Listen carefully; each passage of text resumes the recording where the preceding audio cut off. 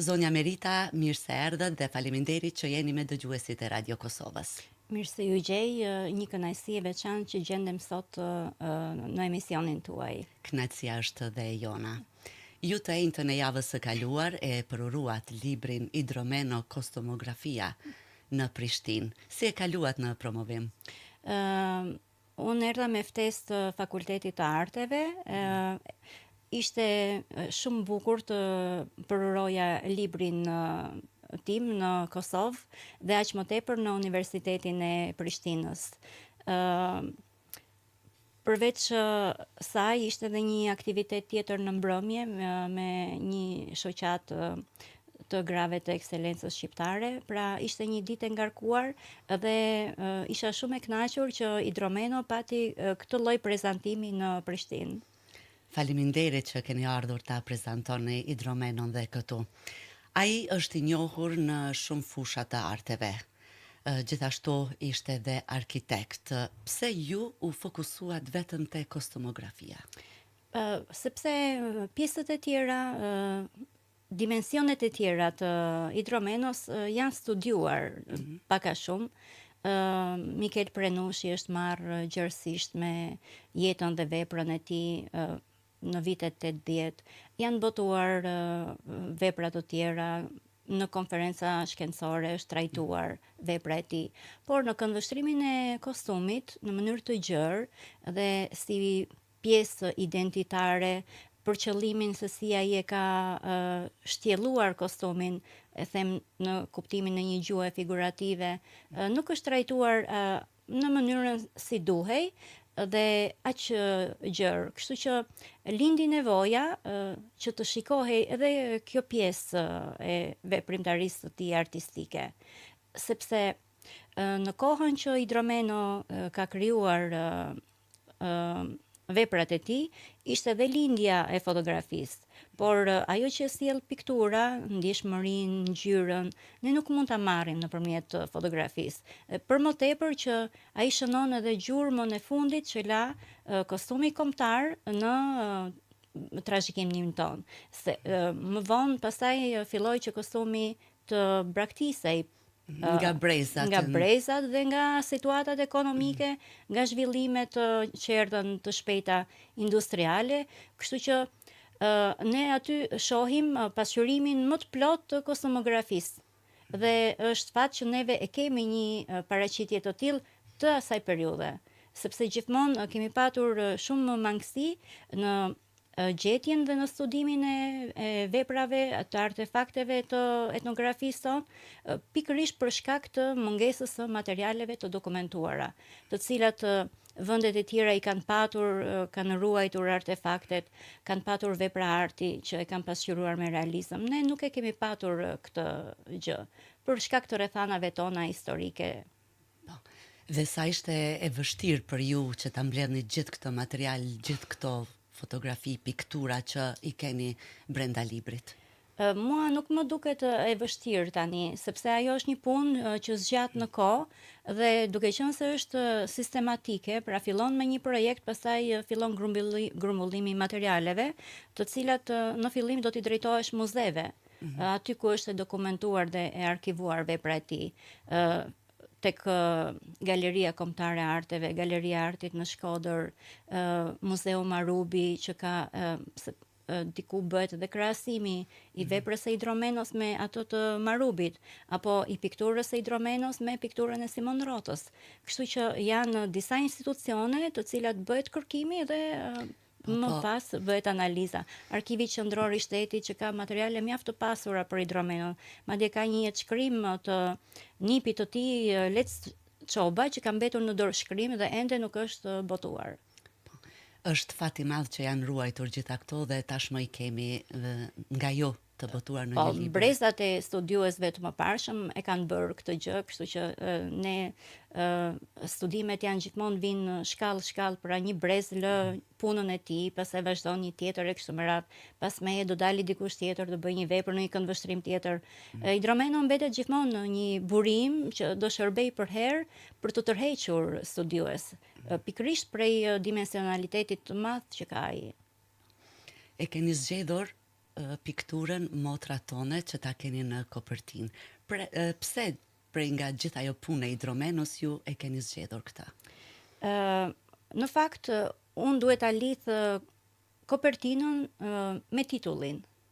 Edhe unë duhet të gjej gjithmonë një mesazh, domethënë që duhet jetë i dukshëm që larg, se çfarë përfaqëson titulli dhe tek Motrat tone mua nuk më interesonte i gjithë portreti i saj, sepse portreti i saj dihet, por unë duhet të ndalesha tek detajet. Përderisa unë kam kostumografinë tematik, unë duhet të tregoja pjesë nga veli, pjesë nga anteria, pjesë nga stolit dhe pjesë nga bizhut që ajo mban në dorë. Aq e thjesht. Po, kaq e thjesht. Pra, me një fragment të vetëm, unë i paraqes të gjitha këto materiale për të përqendruar vëmendjen e lexuesit që në fillim se për çfarë bëhet fjalë. Po, për dëgjuesit, kjo pikturë në cilën kohë, çka përfaqëson? Cilën kohë e përfaqëson? Ky është fundi i shekullit 19. Është një pikturë e bërë për motrën e tij, pra e bërë me shumë dashuri, siç mund ta bëj vllai për motrën, është e punuar her pas here dhe duhet të jetë përfunduar në vitet e fundit të jetës së saj, sepse ajo ka vdekur shumë e re. Edhe nuk është ekspozuar në të gjallë të tij asnjëherë, është mbajtur në familje, në fillim në familjen e motrës, pastaj është mbajtur në familjen e Hidromenos. Dhe bukuria e saj u zbulua pas luftës së dytë botërore, kur u krijua Galeria Kombëtare e Arteve. Domethënë, kjo ka qenë dhe veshja e asaj kohe për të gjitha vajzat. Për të gjitha gratë. Gratë. Po, gratë e reja dhe gratë e mesme dhe gratë në moshë. Kjo ka qenë veshje e fundit të shekullit të 19 dhe fillimit të shekullit të 20 deri kur u ndrua struktura e veshjes. Dhe ajo që bën dallim tek kostumi i gruas shkodrane, që është kostumi me brenavek që e quajnë, ka një diskutim rreth tipologjisë së saj, sepse studiues të mëparshëm e quajnë si mbetje orientale, ndërkohë që unë kam një teori tjetër për këtë. Shkodra është i vetmi qytet në Shqipëri që ka patur lidhje të drejtë për drejtë me Evropën, që nuk i këputi asnjëherë lidhjet. Pra, edhe në kohën e izolimit më të madh, edhe në kohën e pushtimit otoman, dhe në vitet e sundimit të Zogut, edhe në luftën e dytë botërore, nuk i këputi lidhjet me Evropën. Pra, ka qenë një ushqim i përhershëm dhe Shkodra e transmeton këtë frymë evropiane ende sot, aq më tepër sot. Dhe kostumi i gruas dhe i burrit, pra kostumi me brenavek që e quajmë, ka tipologjinë e fundit të shekullit të 15, kur u transformua veshja duke hequr mantelin, pra tunikën e gjatë, fustanin në një farë mënyrë, pra po ta them më qartë, tunikën apo dalmatikën, dhe u bën brekeshat, u bën veshje e paraqitjes në publik dhe për shtresat e pasura, sepse ato kanë qenë të pranishme, por ishin për shtresat e varfra. Ndërkohë, u bë pjesë e strukturës së veshjes në periudhën e fundit të mesjetës dhe në fillimin e rilindjes, dhe kjo erdhi dhe në Shkodër, madje në gjithë Shqipërinë, dhe mbeti tek protektorati i Venedikut, pra tek ato pjesë të Shqipërisë që ishin në protektoratin e Venedikut, apo dhe në bashkëpunime me vendet e lindjes, sepse kemi patur dhe tek manastiri veshje me brenavek. Dhe kjo ka ardhur duke u zhvilluar apo duke patur elemente të cilat ishin dhe orientale, kuptohet, sepse ishte trysnia, koha, pra ka patur disa ndryshime, por ajo që është tipike evropiane mbeti. Dhe madje dhe nga vetë emërtimi brenda vek, brek Veneta, e gjitha kjo tregon emrin dhe tregon preardhjen, pra që janë nga Venediku. Dhe këtu është dallimi i asaj që teorisë time që kam në lidhje me studiuesit e tjerë. Pra duhet parë struktura e veshjes shkodrane, sepse aty mbeti në mënyrën më të qartë, duhet parë në lidhje me ndikimin oriental. Nuk është tërësisht një ndikim oriental. Sa janë të rëndësishme sot për popullin shqiptar si identitet them kostumografia vjetër? Është mjaft e rëndësishme dhe ne ende nuk e kemi studiuar kostumin. Madje mund të them që jemi në fillim të studimit të kostumit, sepse puna që është bërë deri më sot ka qenë arkivim. Dhe është një punë jashtëzakonisht e madhe që janë arkivuar sepse mund edhe të humbisnin. Nga të gjithë artefaktet që mund të ekzistojnë, veshja është ajo që dëmtohet më shpejt, sepse dëmtohet materiali, fija, myku, agentët atmosferik, pra ndikojnë dhe dëmtohet dhe ajo humbet dhe nuk mund të gjendet më. Dhe është fal punës studiuesve të mëparshëm apo të arkivistëve të mëparshëm që është ruajtur një arsenal i jashtëzakonshëm kostumesh të vjetra. Tani, pas arkivimit, lind nevoja e analizës të tyre. Pra nuk mjafton thjesht katalogimi, bërja e albumeve. Tani duhet analizuar me thellësi. Si duhet analizuar? Në mënyrën që kostumi, ne themi jeleku, këmisha, futa, por pse është përdorur? Pse është kjo ngjyrë? Si e ka dekorin dhe pse është ky dekor? Çfarë raporti ka futa në lidhje me këmishën? Pse ka këtë raport? Po brezi, pse është kështu? Pse është përdorur ky material dhe jo? Në çfarë situate përdoret një material i tillë dhe si? Kur ndryshon statusi? Sepse juve e thatë që kjo është një veshje gruaje, por sa e mban ajo këtë veshje? Dhe deri kur e mban? Në çfarë moshe? Kur e ndryshon ajo këtë material dhe përdor një material tjetër? Këto janë studime që dalin tani përpara gjithë studiuesve, të cilës do kategori. Dhe populli shqiptar është shumë i pastur me kostumografi të ndryshme, tradicionale, po them, sa i përket edhe zonave, jo vetëm në Shkodër, të cilat i ka paraqitur Idromeno. Neve kemi një pasuri të madhe dhe unë mendoj që çdo erë historike që ka fryrë në territorin ton ka lënë një shenjë të vetën. Dhe kostumi tregon shtresat historike. Prandaj unë them që ne jemi ende në fillim të studimit të kostumit, se duhet të zbulojmë këto shtresa, pra që nga antikiteti me Ilirin, me mesjetën, fundi i mesjetës, fillimet e industrializmit, çdo gjë ka gjurmën e vet. Derisa erdhi pastaj shekulli 20 ku çdo gjë u shkatarrua dhe veshja mbeti pa identitet, pra.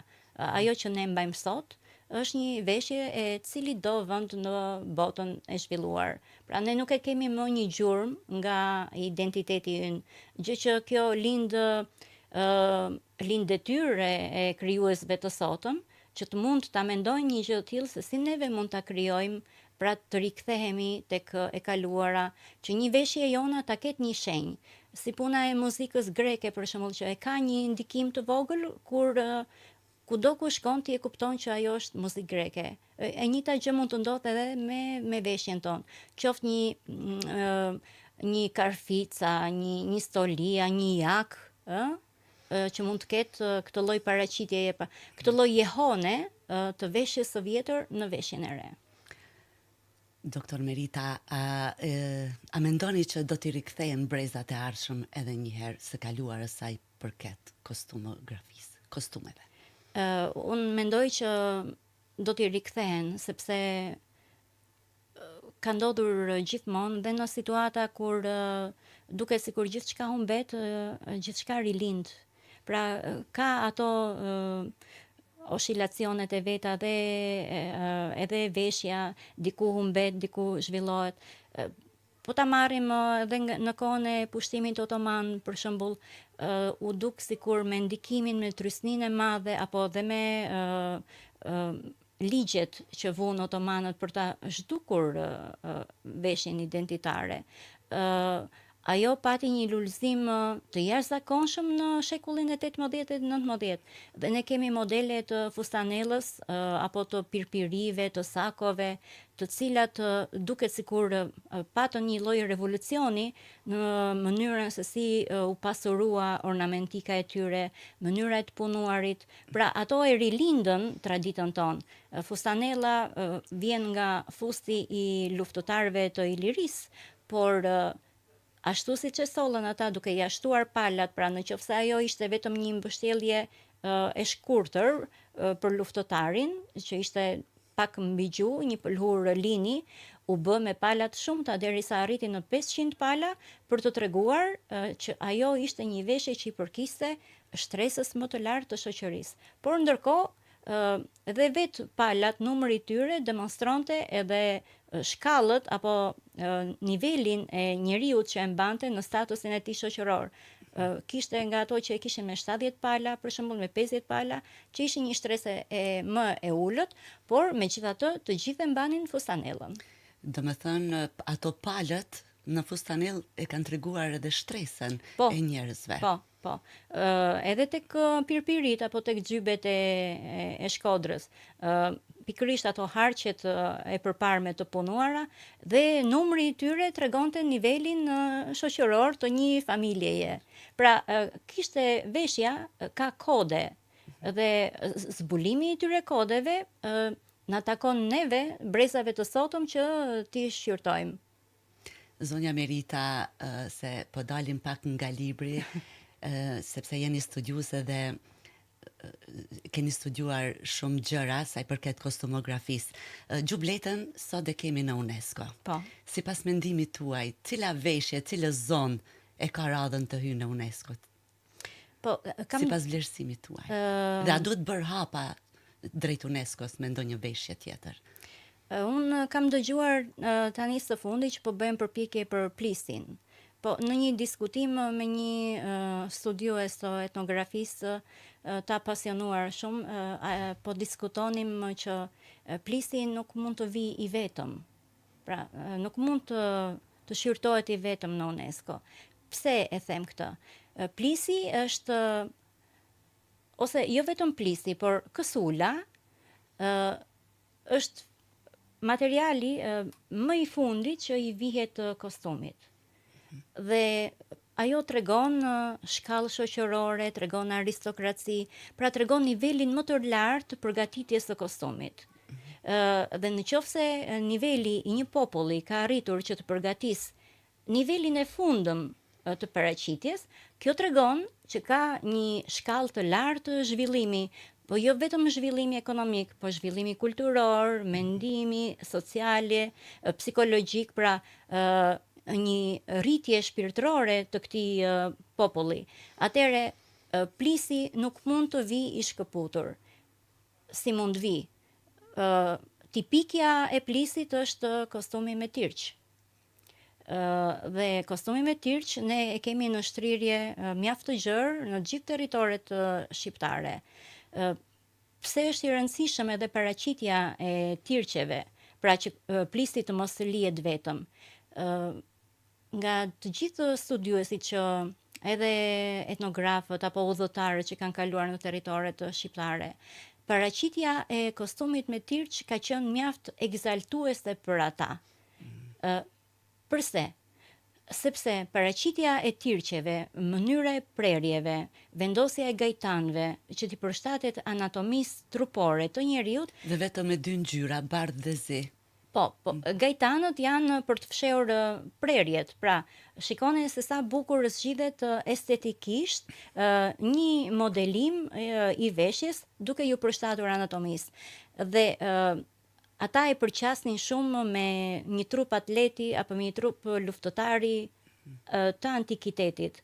Dhe kjo lloj lidhjeje me të kaluarën detyrimisht të çon në një gjatësinë e këtij modeli. Atëre, në qoftë se plisi është mbajtur si kurora e këtij kostumi, edhe tirqet janë patjetër pjesë e kësaj platforme që duhet të zhvillohet. Domethënë dhe ju jeni mendimit se pas gjubletës kostumi me tirq. Kostumi me tirq. jo plistin i vetëm, po. E kuptova. Por jam jo për dijeni bërjen, sepse është zhvilluar si një platformë pra që të çohet mënyra se si bëhet. Mënyra se si bëhet shajaku, ivat, rogzinat, nuk kanë shumë rëndësi, se sa rëndësi të madhe ka struktura e veshjes. Ajo duhet jetë e para, sepse modeli mund të transferohet në çdo lloj pëlhure. Mund të mos ketë qenë fare e punuar në shajak, mund të ketë qenë në lin, mund të ketë qenë në pambuka, në materiale të tjera, në mëndafsha, në ar. Pra nuk ka rëndësi materiali ku zbatohet.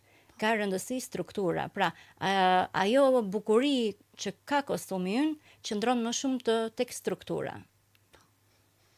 Interesante të gjitha këto.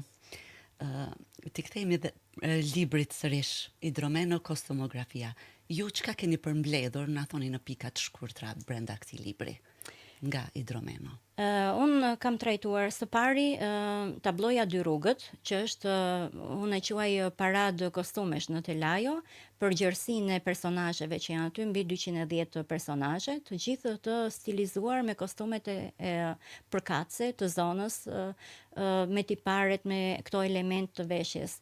Më pas jam dalur tek motra tone, e cila ka detaje të kostumit më nga afër, ndryshe nga që ka Dy rrugët, tek dasma shkodrane, që është përveç paraqitjes së një kostumi të plot gruaje apo burrit të asaj periudhe, ka edhe paraqitjen e ceremonialitetit të dasmës. Pra, nëpërmjet asaj tabloje kuptohet mjaft mirë organizimi shoqëror, mënyra e traditës, qoftë dhe arkitektura e banesës së asaj kohe. Disa portrete të burrave me kostumet e tradicionale, dhe më pas kalohet tek kostumi urban. Idromeno është i pari që regjistron paraqitjen e kostumit urban, përveç fotografive që erdhën më pas të Marubit edhe të Idromenos vet.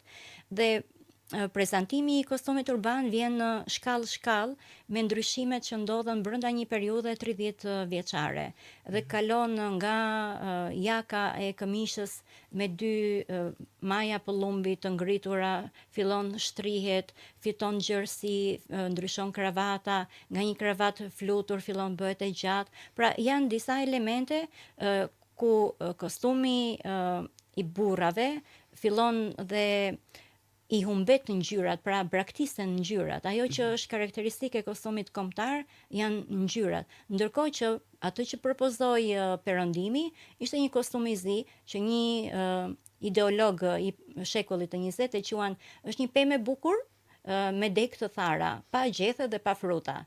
Kështu paraqitej.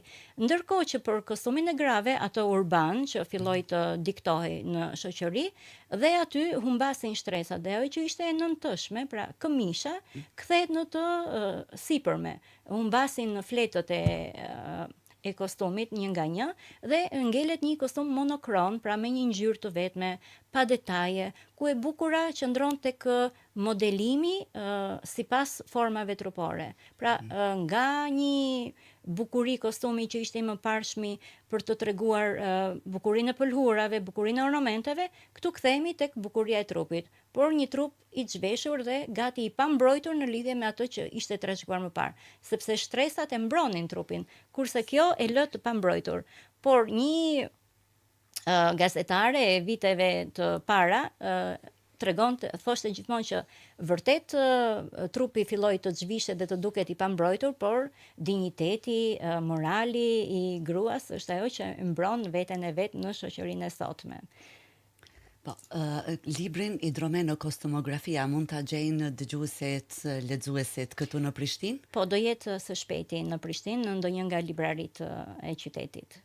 A keni menduar ta përktheni gjithë këtë punë që keni bërë dhe gjithë këtë vlerë kombëtare në ndonjë gjuhë tjetër? Po bisedojmë që të jetë edhe një botim në anglisht. Në anglisht, po. Diçka për fund të bisedës së sotme? Sepse na ikën minutat shumë shpejt. Unë mund të them që trashëgimia është gjithmonë referencë për jo vetëm në art, por edhe në kostumet, edhe në gjithë pjesën e studimeve të mëtejshme. Gjithmonë duke ju rikthyer asaj, ne mund të gjejmë burime të pafundme për të ndërtuar ura midis të kaluarës edhe të sotmes. Të falenderoj shumë që ishe me ne dhe faleminderit dhe për gjithë këtë punë që e keni bërë për të na sjellë dhe për t'i pasur brenda një libri. Ju falenderoj unë juve dhe ishte kënaqësi e veçantë biseda. Faleminderit shumë.